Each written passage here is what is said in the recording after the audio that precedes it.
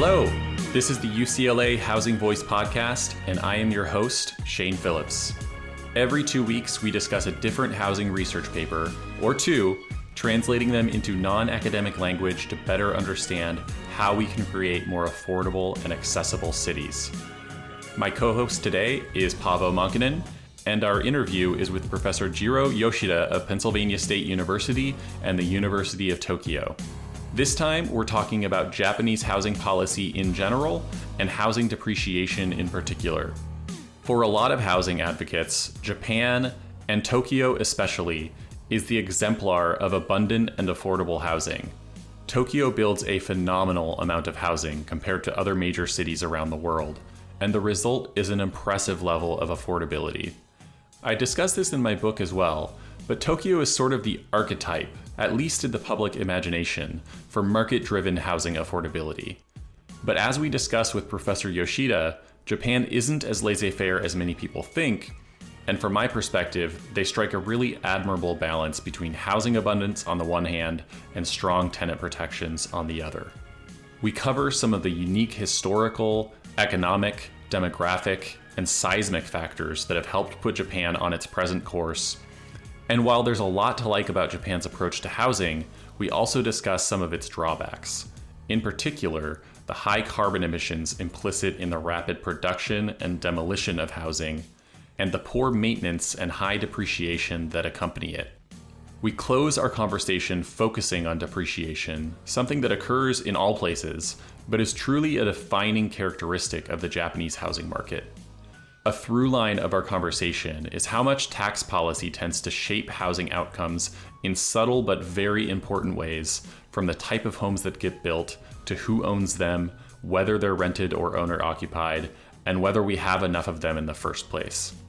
Every part of this interview is packed with lessons for cities in North America and beyond, so we're really excited to share it with you. The Housing Voice podcast is a production of the UCLA Lewis Center for Regional Policy Studies, and you can contact me with questions or research paper ideas at shanephillips@ucla.edu or on Twitter at ShaneDPhillips. Here's our conversation with Professor Jiro Yoshida.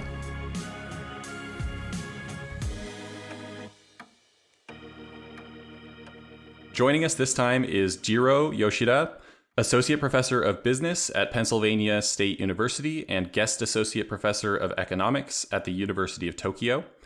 We're actually discussing two publications that Professor Yoshida has worked on. One is a short case study for the Brookings Institution on the Japanese housing market and policy context, and the other is an article in the Pacific Basin Finance Journal titled "The Economic Depreciation of Real Estate, Cross-Sectional Variations and Their Return Implications," which estimates and compares depreciation of real estate in Japan and the US. We know many of our listeners have an interest in how the Japanese housing market differs from ours here in North America and what we can learn from their successes and challenges in Japan and other places overseas. So we're very excited to have you on the Housing Voice podcast, Professor Yoshida. Welcome to the show. Thank you for having me. I really enjoy this podcast, and I actually added this podcast to my Spotify favorite. And I introduced some of the episodes to my colleagues, so I'm really happy to talk to you. This is how we're growing our audience, literally one professor, housing researcher at a time. One researcher at a time. Every week, our audience grows by one person. It's great. And you can hear Paavo here with us today. Welcome, Paavo. Yeah, I'm excited to be here, Jiro, and I was waiting to spring this on you as a surprise. You were my TA for Tom Davidoff's class at Berkeley in 2006 or something. Right. So it's good to see you again after all these years. Oh, wow. Excellent. You were a good TA, too. Coincidence. Our first question, as always, if you were giving us a tour of your city, what would you want to show us? So this can be a tour of central Pennsylvania. You're in State College, or somewhere else in the US. But I will admit that I think Paavo and I are both hoping maybe more so for a tour of Tokyo if you know it well enough. Right. Yeah. So I live in State College, Pennsylvania, and there are several interesting stuff in State College. For example, it has the world's fourth largest stadium in a Wow. Small town with only 42,000 population. So that's interesting. But I agree that the Tokyo and Japan has a little bit more interesting stuff. So I would guide you to Tokyo and Japan. Especially what I'm interested in and what I like about Tokyo and Japan is that it is an architecture wonderland, right? So first off, Japan has a 1,300-year-old wooden structure, which is the world's oldest wooden structure. It's called the Horyuji Temple. And that structure was built by a 1,400-year-old company, which is the world's oldest company. And so we have a lot of old stuff. But also, Japan has Le Corbusier's modernism architecture used as a museum, and Frank Lloyd Wright's Imperial Hotel preserved in a historic theme park. And there are 8 Pritzker Architecture Award winners in Japan. So their work is everywhere. So we have a lot of good architecture stuff. But at the same time, people continue to build a tiny 3-story detached houses on a tiny lot, like a 250 square foot lot. Wow. So that's really amazing to see. So I would like to show you around a lot of different kinds of architecture in Tokyo and Japan.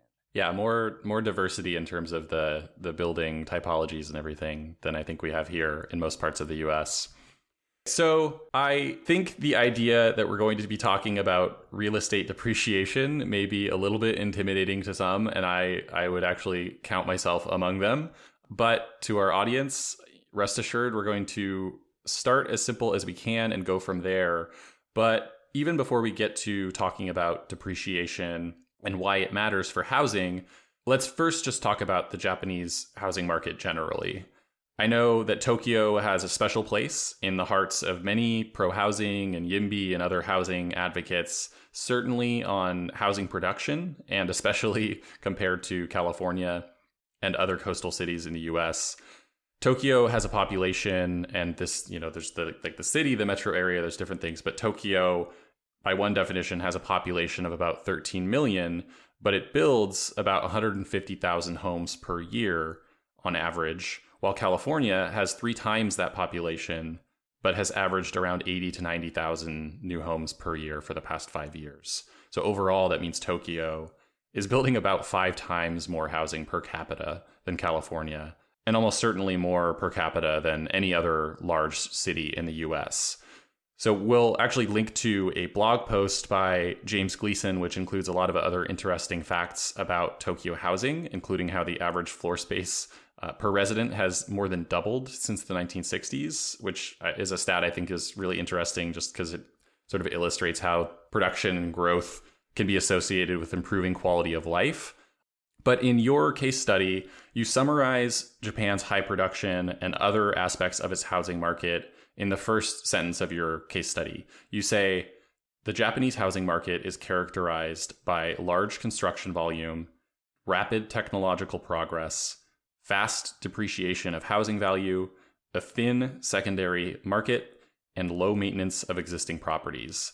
And I already mentioned the housing production numbers for Tokyo, but could you expand on that introduction a little bit? It strikes me as almost the exact opposite on every point, pretty much, as the characteristics of the US housing market. So I think it's worth dwelling on for a bit. Sure. So you're right. Japan has been very aggressive in producing housing, especially after World War II. Another interesting fact suggesting a large volume of construction in Japan is that Japan has the largest number of architects per capita in the world. Wow. So Japan has 1 architect for 400 people, whereas the US has 1 architect for 3,000 people. Wow. So that shows that the need for architects are abundant in Japan. And for the past 70 years after World War II, a total of 77 million new housing units were constructed, although there are only 54 million households in Japan. So that's another fact that shows very active construction activities in Japan. So as you said, in Japan, total number of housing stock exceeded the number of households in the late 1960s. Still, the people are making new houses here or in Japan. So that's pretty interesting. And new housing construction is also associated with the concentration of people into Tokyo metropolitan area. Mm-hmm. So you talked about the statistics about the Tokyo government or jurisdictions number, but including commuting zones, Tokyo metropolitan area is much bigger with a 38 million population. Right. That's the world's largest city. And so Almost the same as California too, the whole that's state. right. Yeah. Yes. So the construction activity in the Tokyo metropolitan area is even greater. And still, also Tokyo is still growing every year. So net migration has been mostly positive throughout the history. But even today, even recent years, the net migration is over 100,000 every year. Wow. Yeah. So that means Tokyo is adding 2 or 3 state colleges every year right now. So that's how new construction is needed in Japan, and that's what's going on. And yeah, that's a construction situation. And I guess just to add on that, I mean, the difference in production statistics is really impressive, and more impressive when you think about the demographic profiles of California compared to Japan, because Japan has, as I understand it, a much larger old elderly population compared to California. So if we think about potential new households and how much housing is being built, California is doing even worse in comparison. Right. Can you talk a little bit more about the maybe two parts of this? I think we'll get into the rapid technological process in a later question, but the thin secondary market, what you mean by that and what that represents, and also the low maintenance of existing properties. Sure.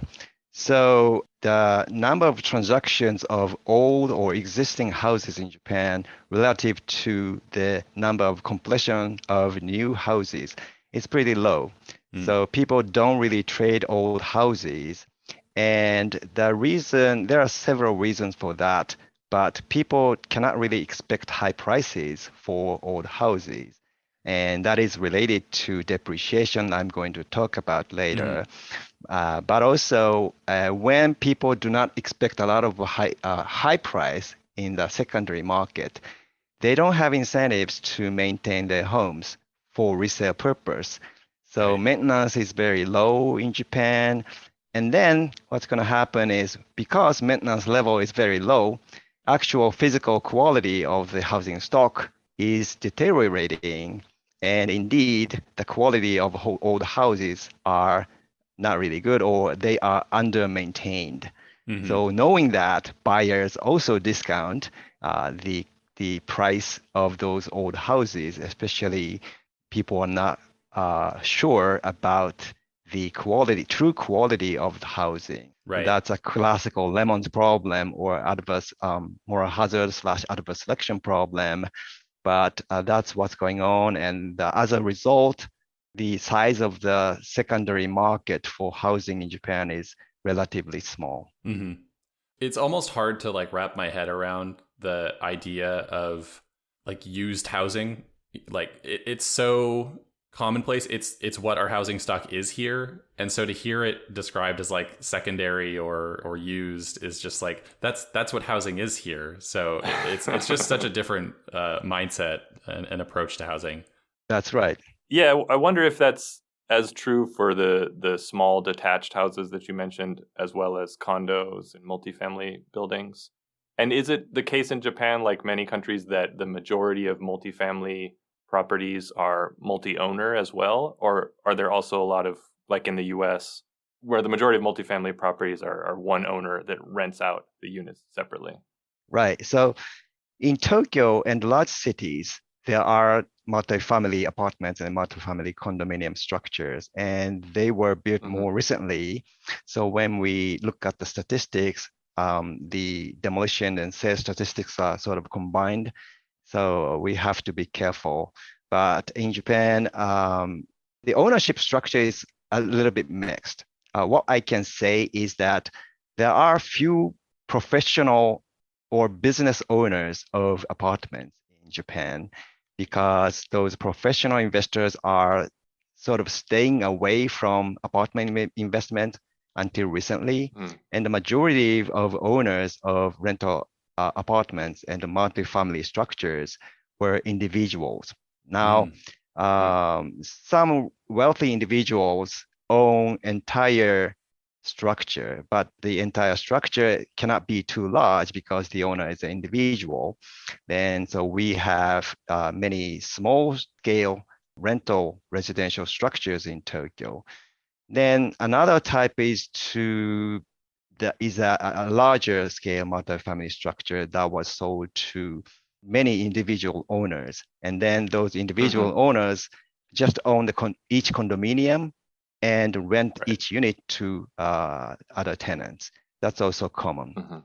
And I think in your maybe the Brookings article, you mentioned that that's sort of a tax advantaged ownership structure, which is why it's so common. That's right. So that's a really interesting part of the Japanese housing market. So Japanese tax policy encourages individuals to own residential apartments or rental apartments.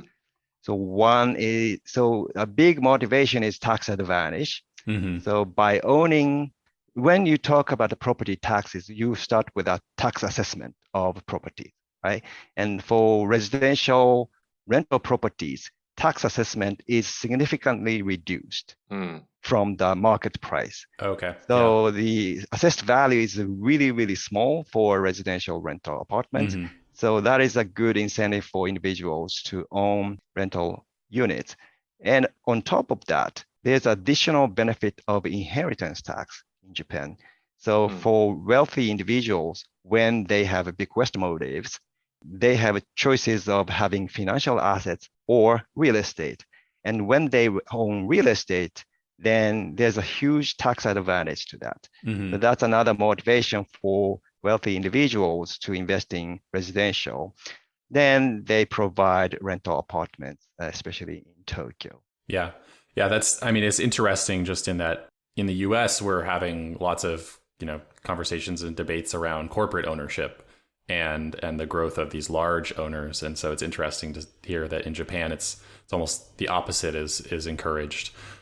So, zooming out again a little bit here, in addition to just building a lot of housing, I think maybe the most important characteristic of Japan's housing market is that it's quite affordable compared to other places. And Tokyo is, I think, especially impressive in that it's managed to keep its prices relatively stable for the past 2 decades, even as rents and home prices have, exploded in many other major cities around the world. And as you said, Tokyo, even as Japan's population has stagnated or I think even fallen a little bit over the past few years, Tokyo continues to grow at a pretty rapid pace.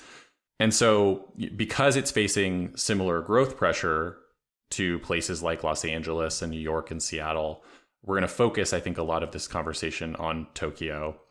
So I'm curious, does its success on affordability come down to housing abundance mainly, or are there other factors that you want us to know about that help keep housing affordable there?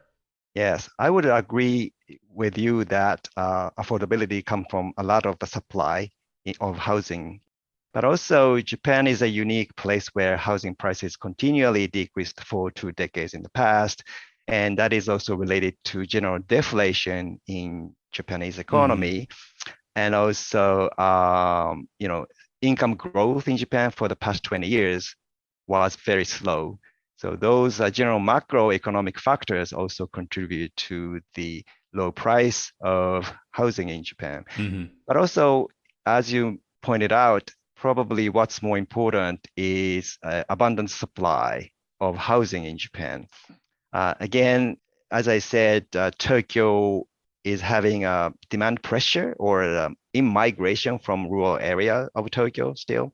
So there's a demand growth in Tokyo. Then the reason why we can still have sort of reasonable price for housing is that new housing units are continuously added to the market. Then when you think about the supply elasticity or the new addition of housing units in this market, probably one interesting feature is the zoning regulation for Japan. So zoning regulation in Japan is governed by the national government, although each designation is determined by local government. Then the system of zoning in Japan is determined by the central government. So it's like the central government says these are the zones that you can pick from, and then local governments get to decide where to put those different zones, but they don't get to create their own zones. That's exactly right. Okay, got it. Yes. Sounds nice. So that reduces a lot of negotiations and uncertainty in zoning regulations in Japan, because developers can go to other cities and look at the same zoning regulation. They don't have to learn new things in every city. So that's one thing. But also what's interesting about Japanese zoning is that Japanese zoning system allows more flexible land use. For example, if you look at let's say, residential zones, right? So in residential zones, then only residential uses are admitted.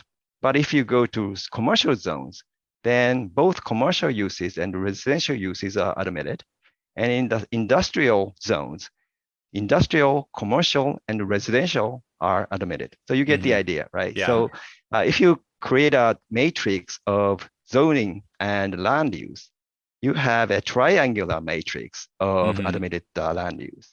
And that creates more flexibility, especially in terms of the supply of residential units, right? So residential units can be provided in residential zones as well as in commercial zones. So that's one thing. But by contrast, when I took community planning and the development class at the MIT, I learned that the basic zoning land use matrix in the United States is pretty different. So mainly as a basic kind of concept, each zone is designated to a particular land use in the United States. So if you create a matrix of zoning and land use, you have a diagonal matrix instead of a triangular matrix. Although I'm simplifying a lot because I'm ignoring PUDs and other special zones, but as a basic philosophy of zoning, there's a big difference between Japanese zoning system and the US zoning system. And I think that helps the supply of housing in Japan. Yeah, I wouldn't characterize our zoning system as simple. No, I think that's fair. Yeah. Or standardized. And because, some cities do have that pyramid structure to zoning in the US, but, every city gets to invent its own zones and its own way to do it.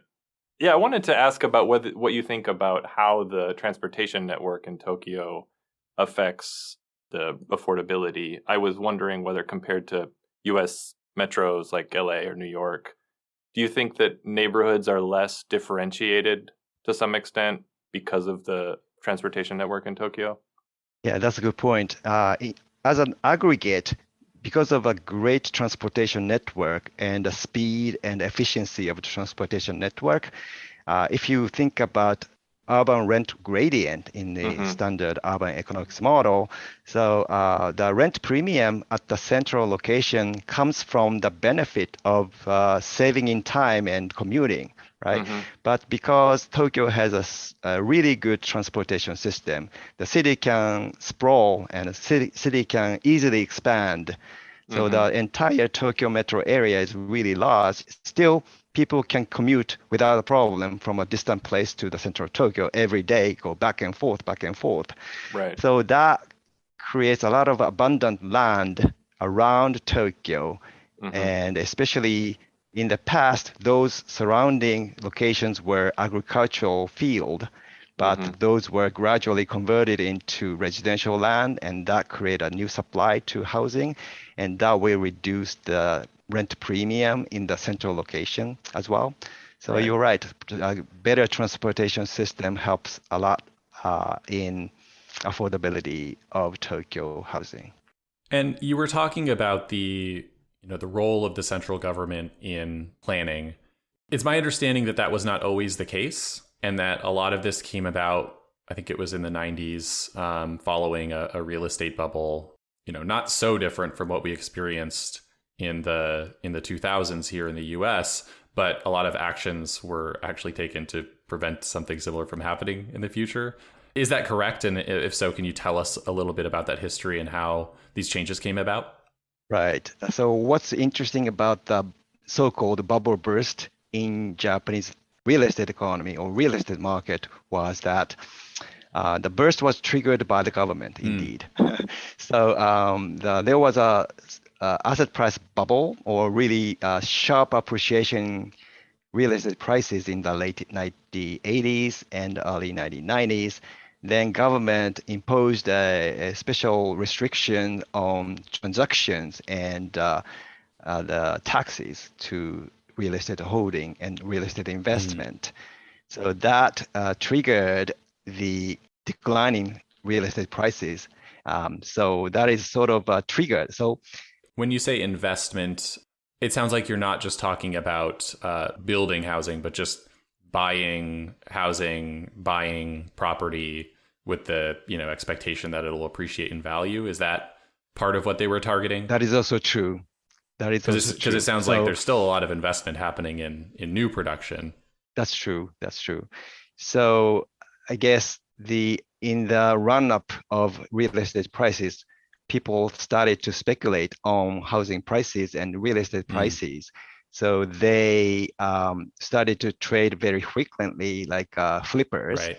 So the government's intention was to stop those flipping investment behavior, but that affected the entire real estate market. And who suffered most was really the normal, everyone suffered, or everyone got hit by the decline in the property market. But that was the trigger of the stagnant period of Japanese economy. Got it. And what did housing production look like prior to that? Was it also very high and just continued to be high, or did it actually increase since that time? I have to check the statistic. I don't have specific numbers in mind, but construction activities has been always high before and after the financial crisis. And what we see these days in the current market is a lot of convergence of industrial sites into high-rise apartments and high-rise condominiums. So in different time period, different kinds of development activities occurred. For example, in the past 1970s and 1980s, Japan had a lot of new towns, new town developments around Tokyo, and a huge amount of housing was provided in new towns because a lot of people came into Tokyo metro area. In order to accommodate people's demand for housing, those new towns were created. And then in 1990s, 2000, more inland renovation and inland redevelopment occurred. And then in the current market, more of redevelopment of former industrial site is occurring. So, different phases have a different focus of housing development. In the Brookings article, you say that there are three distinct things about Japan that help explain its housing market: scarce land, the prevalence of earthquakes, and economic trends following World War II. I think we've touched on that a little bit, but if you could explain maybe the first two in particular, the scarce land and the prevalence of earthquakes, and kind of tie this to building codes and the role that has played in the rapid turnover of housing in Japan. Right. Sure. So scarce land is definitely the defining factor of Japanese market. Japan is a small country, but livable place or habitable place is only 30% of the national land because of inland water, forests, and mountains. So the habitable area is already small. So it's natural to have very tiny housing units in Japan. So the average size of housing is pretty small. In around 1980, European Commission reported that Japanese people live in rabbit cages, and so that's sort of natural because Japan has only small land, so each unit is very small. Then over time, the size of housing units has grown rapidly after World War II because of the change in lifestyle. So the lifestyles changed significantly in Japan from right after World War II to 1970s and 1980s. So through that process, the desirable type of housing changed rapidly. And so in accordance to that, developers responded to the new demand for housing. And so that contributed to the obsolescence of old structures. And the early structures become obsolete very quickly. And those obsolete structures are unpopular. Are they unpopular just because people feel like they're not safe, or is there more to it? Good point. So, right, there are 2 points, both safety and taste. So in terms of taste, there are different kinds of sash or different kinds of wall, different kinds of floor to floor height, and so on. Those are the factors defining the taste. But also regarding the safety, earthquake is another important factor defining Japanese market, especially right after a big earthquake. Architects and engineers came up with a new earthquake resistance technology for buildings and quickly implemented those new technologies into the National Building Code. So National Building Code has been revised right after the major earthquake in the past. And Japan had big earthquake every 10 years, basically. So building code has been revised every 10 years significantly in terms of the safety and the earthquake resistance. Because, 20% of the major earthquakes on Earth occurs in Japan. Wow. So that's a major risk factor for Japanese housing. And then what's going to happen is after building code is revised, all the structures are non-compliant with the new code, so that there should be a lot of restrictions on the old structures, and that diminishes the price of the old structures further. So that contributed to the faster depreciation of old structure. So overall, 2 factors, as you mentioned, changing the lifestyle as well as changing the building technology contributed to the large and fast depreciation of housing stock. So those are pretty important factor for the market. And do I understand correctly that it's almost impossible to get a loan to buy a structure that's not compliant with the latest building code? Right. I wouldn't say impossible, but it's significantly more difficult.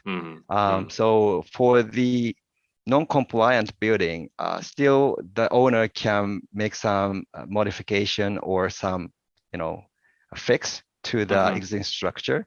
Right. Then the loan institutions and banks may admit or may originate mortgages to these old buildings, but anyway, it is significantly difficult to obtain mortgages. So do people demolish old structures before selling, or what do people do if they have an old house? Right. So they demolish or they keep old structures as is. So that's another problem for Japanese housing market right now. So the average building age at demolition for Japanese housing is 32 years. So after 32 years, on average, houses were demolished. Right. That may be too fast. Too fast. In the US, it's about 62 years, and then in the UK, it's about 82 years, and so on. So it's significantly short. Then also, tax code favors properties with residential structure on it. So from a owner's perspective, if I demolish the structure and create a raw land or flat land, then the property tax is going to increase significantly. So people just keep old structures unmaintained as is on the lot, keeping it vacant. So that is a current problem in many cities in Japan. And obviously those vacant houses create negative external effects in the neighborhood. And some, vacant houses are used by some strangers or, deteriorating, and those old structure can be very dangerous in structure. So that's a new problem for Japan right now. Is there much reflection, like politically in policy circles, on the sustainability impact of that rapid reconstruction of housing? There's the balance of high density housing is more efficient. The carbon emissions involved in the operation are lower, but there's a lot of embodied energy in the construction and the materials itself. And so how do Japanese policymakers think about that? Right. So actually, the environmental concern was the reason why I was interested in this housing depreciation problem. When I studied the green buildings in Japan, especially green condominiums in Japan, Tokyo's green building code or green building label includes item called long life design. So the sustainability building standards take into account longevity of building life. And as Shane said, so long life building is good for environment and carbon emission and so on. Then when I look at the price of green condominiums and non-green condominiums, I find that the green condominiums can maintain its value over time. So aging effect is pretty minimal for green buildings. But non-green buildings depreciation is very large. So over 5 years, the value depreciates by 25% for normal condominiums. Wow. So that was when It's like buying a car. That's right. That's when I became interested in depreciation problem of housing. And so the government is aware of that. So in Green Building Research Council at the Ministry of Land and Infrastructure, we discussed how long life and the green buildings can contribute to the environmental sustainability issues.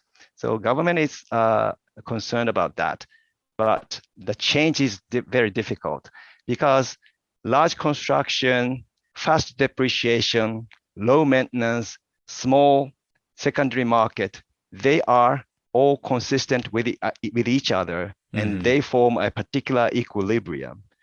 So it is really difficult to deviate from the current equilibrium to something better. And just one change in the system cannot do that. So even though government is aware and some businesses are aware, still the system is going on, and short life of the Japanese housing is still continuing. Yeah.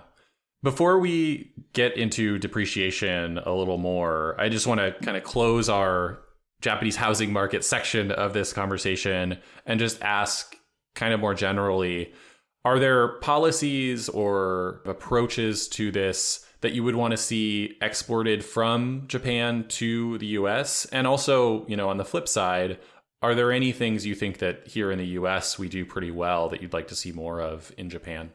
That's a challenging question, but if the objective is to increase the housing supply, then there will be several things you can learn from Japanese market.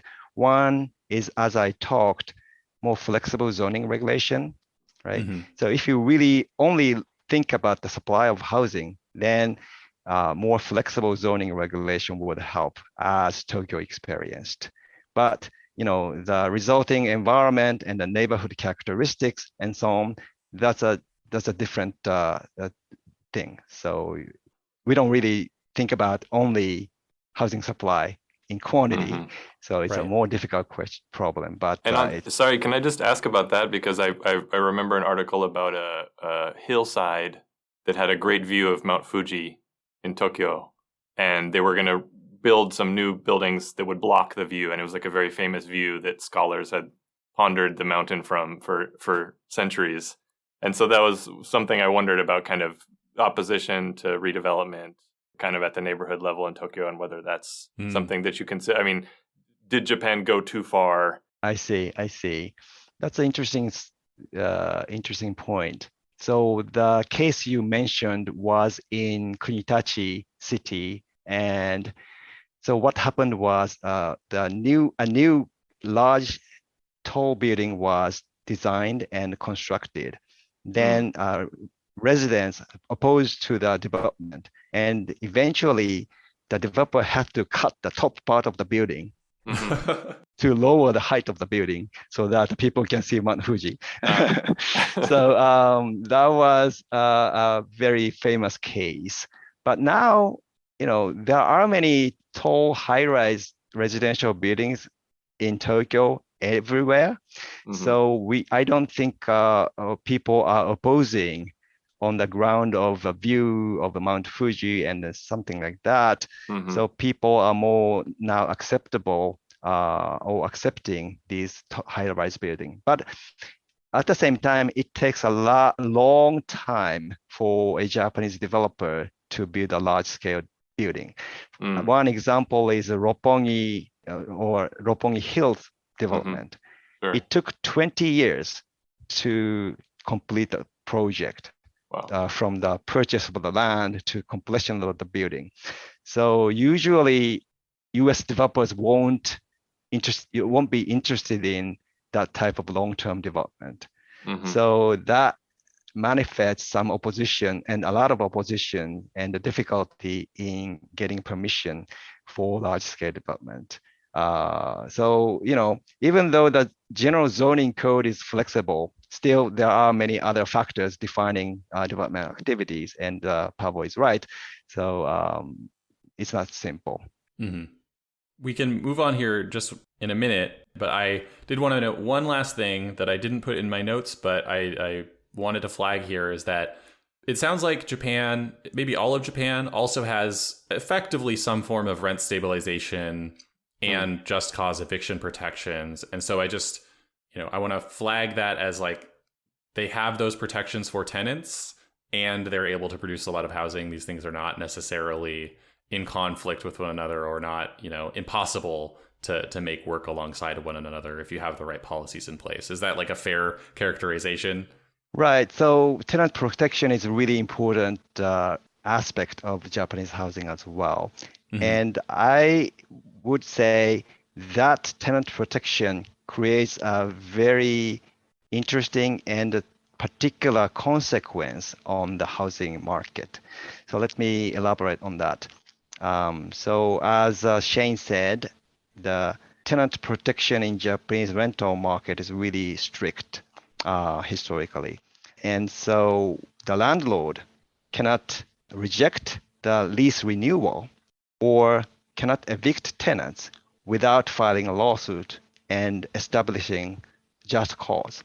On the other hand, at the same time, from the tenant side, tenant can terminate the lease anytime by 1 month notice, and also tenant can stay almost indefinitely by renewing the lease. And at the same, also, the landlord cannot increase rents significantly to the market level because, again, if landlord gets into a lawsuit, it's probably difficult for a landlord to win the lawsuit. So out of that strong tenant protection, what's happening is the rents for existing tenants are very stable. So sitting tenant rents are very stable over time, especially for long-term tenants. So after 10 years, 20 years, it's possible that all the sitting tenants rents are half of the market rents. So that's a particular form of rent control. Although it's not called rent control. So that is one aspect of one direct consequence of the tenant protection. Then long-term consequence of that tenant protection is the undersupply of rental housing for families. Why? Because families tend to stay in a house for a longer time than young adults. So landlords try to prevent or try to avoid having family tenants in their units. So for landlords, rental housing landlords, they like to provide smaller units, so-called one-room mansion in Japan. By the way, one-room mansion is like an oxymoron, but it is a studio apartment in a high-rise or medium-rise multi-family structure. Yeah, hard to raise children in one big room though, But even if it's very large. no, but the one-room mansion in Japan is very small. So typical size is 30 square meters or less. Oh, wow. So it's really just a studio apartment. Which is under 300 square feet, I think. That's right. That's right. 10 square feet That's per correct. square meter. So that means for family tenants, there aren't many decent rental housing units for families. So families have to build their own houses. So that creates a lot of demand for new single-family detached housing. So the consequence of a strong tenant protection in the long run was that the supply of family residential units are really limited, and most families have to arrange mortgages and buy new houses. And that created a new demand for housing construction, and the construction industry responded to that. And again, that created a system of a large construction of single-family housing and so on. Got it. That's super interesting. Yeah. Okay. So we're going to forge ahead here and talk a little bit about depreciation and depreciation rates. I'm going to start with some very, very basic questions. And the two most basic I can think of are where I will start, which is, what is depreciation in the context of housing development and just housing generally, and why does it matter? Sure. So depreciation I study is so-called economic depreciation of real estate prices and rents, as opposed to depreciation for taxes and accounting. So first, it's important to distinguish these two. Okay. And so the economic depreciation is the reduction in value or rents due to physical deterioration or functional obsolescence. Whereas tax and accounting depreciation is predetermined by the tax authority or IRS. And in the United States, residential structures have 27.5 years of life, and the value depreciates, or the accounting value decrease by the same amount every year. So that is determined by the tax authority, regardless of the quality, regardless of the economic reality. Like you could be maintaining it really well, but That's you're still depreciating by 3.5% a year. That's or right. So each year in the US. Yeah. That's right. So what I study is the economic depreciation, and the economic depreciation is again driven by two factors, and it is again important for sustainability, and also it is important for consumer welfare, because if the depreciation rate is really large, then people have to spend a lot of resource and income into housing every year, right? So imagine a planet where housing structure depreciates by 100% every day. Then every day people have to rebuild housing, right? Then all income have to be basically put into housing reconstruction, and all resources of capital and labor have to be put into construction industry. Then no other resources left for, let's say, medical research or whatever, right? So the depreciation affects people's welfare and wealth accumulation. So large depreciation means that people have to sort of spend a lot of money into rebuilding and reconstruction of structures. And that's not only for homeowners, but also renters have to bear the cost as well, because the landlord is going to charge extra rent corresponding to the fast depreciation in the form of rents. So renters also have to pay housing costs. So large depreciation means that overall housing or residential costs are high. So that's a reason why I'm interested in depreciation. And you find in your paper, you estimate that economic depreciation in Japan is much faster than in the US for all of the reasons we've already talked about, around 6 to 8% for residential properties each year, upward of 10% for commercial properties in many cases.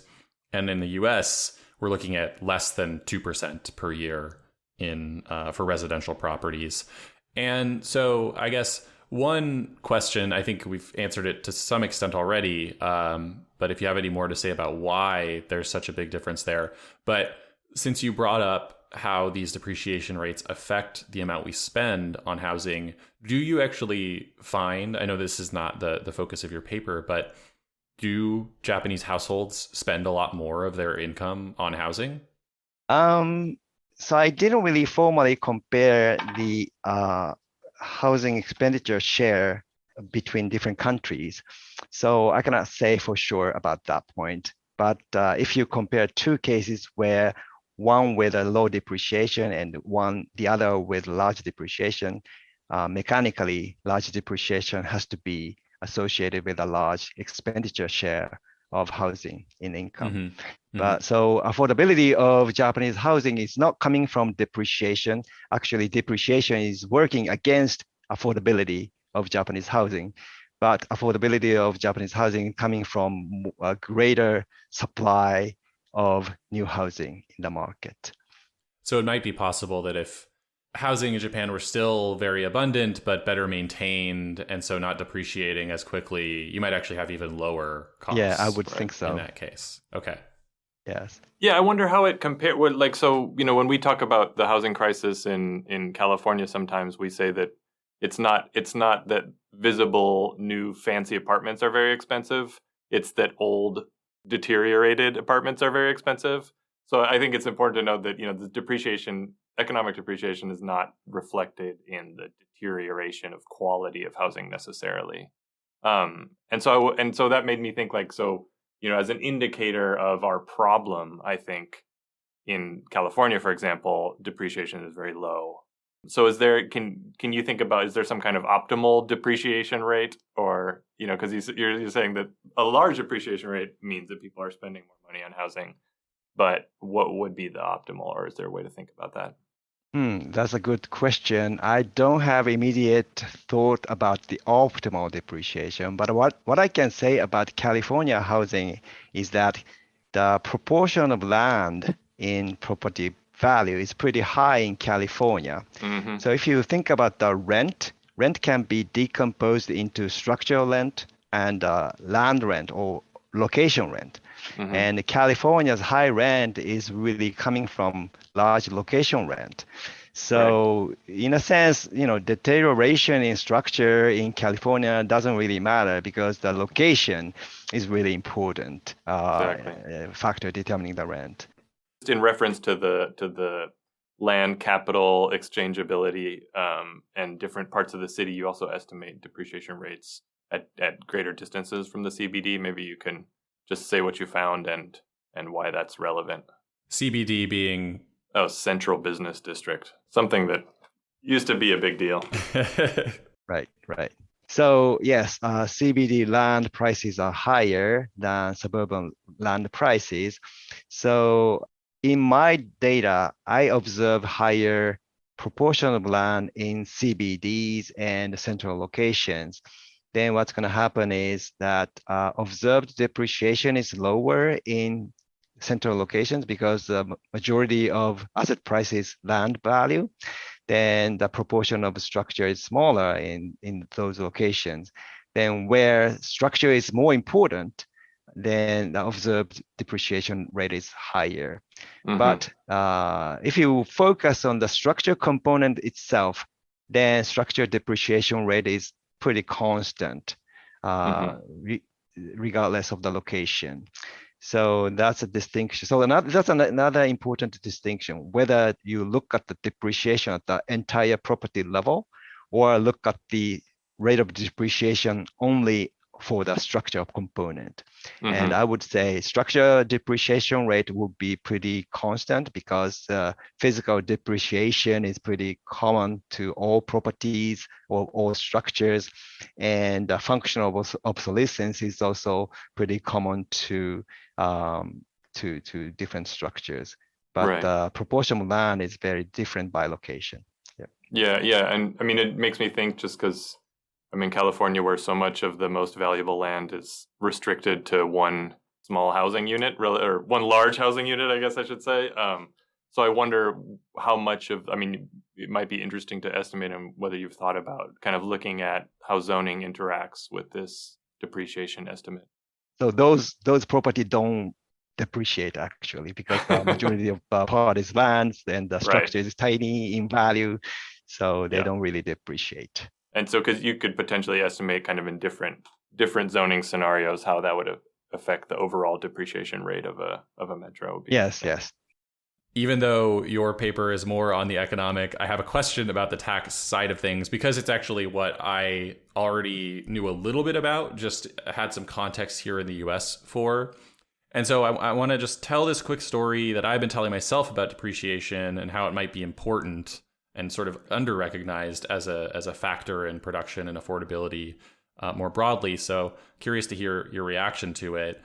While I was researching my book, I learned about a series of tax changes made in the US in the 1980s that dealt with housing. The Economic Recovery Tax Act of 1981 actually cut the depreciation schedule for rental property by more than half. It was 32 years prior to that act, and it was cut down to 15 years. And other changes were made regarding like tax shelter provisions and capital gains taxes that were also favorable to rentals. Around that same time, multifamily construction just jumped massively from 390,000 homes per year in 1981 to 670,000 per year for that year in 1985. But then in 1984 and 1986, many of those changes were reversed. And by the early 1990s, multifamily construction had fallen all the way down to 175,000 multifamily homes per year. And obviously there's a lot going on during that time. It certainly can't all be attributed to depreciation rates and tax shelters. But if you know anything about this, or if you have similar examples, like just to explain to us a little bit about what's going on or why this matters or what lessons we might draw from this. Yeah, that's a fascinating example of how tax code can affect housing investment and housing production. Mm-hmm. And so the depreciation tax shield, is part of the tax code. And as you explained, depreciation tax shield can be a very important part of tax abatement, right? So that is significant. And so I have two things related to that. So the driving factor is not necessarily depreciation itself, but it's really the tax advantage, right? So any tax advantage related to housing investment can cause similar effects. So what you illustrate is how tax is important for housing investment and housing construction. Then one example I can talk about regarding Japanese housing is, again, inheritance tax and so on. So as I mentioned before, Japanese housing properties have tax advantage in terms of property tax and inheritance tax. And that inheritance tax advantage of housing creates a huge supply of housing construction in Japan. And that's another example of how tax code can affect people's investment in housing. Mm-hmm. And this is just what I talked about. And then another thing I can talk about is in the United States, the tax treatment is different between owner-occupied units and rental units, right? So what you talked about is about rental units, especially income-producing rental units, right? So think about the owner-occupied housing units. You can think of owner-occupied housing unit as a one person being a landlord and the same person being a tenant at the same time. Imputed rents. Yes. Imputed rents, right. But in the United States, imputed rents are not taxed. Imputed rents are not considered as an income. But that you're paying to yourself as rent, basically. Yeah. That's right. That's right. And once the owner and the tenant are separated, suddenly the government starts to recognize the income and starts to take money from that transaction. Okay, landlord, you are getting money, so I'm going to tax I'm going to tax on your income, right? And then the depreciation tax shield is effective in that process, right? Mm-hmm. So the taxes on the rental income are sort of all else equal discouraging investment in rental housing, but the tax shield, the depreciation, is intended to sort of offset that. That's right. So in the first place, right. So in the first place, the US government is encouraging home ownership and owner-occupied housing and discouraging rental apartments by the tax code. And if there's stepping back, if there's a tax system on the imputed rent in the first place, then there should be a very different composition of home ownership and rental units. So the question is whether we like to have more rental units or owner-occupied units. And there's a lot of debate around that. Home ownership has a lot of positive externalities as well as negative externalities. And so the question is whether as a society, we like to have more rental units or more housing, owner-occupied housing units. And again, I feel like right now we could just use more of both. Right. Again, what you illustrate is how tax code can be very powerful.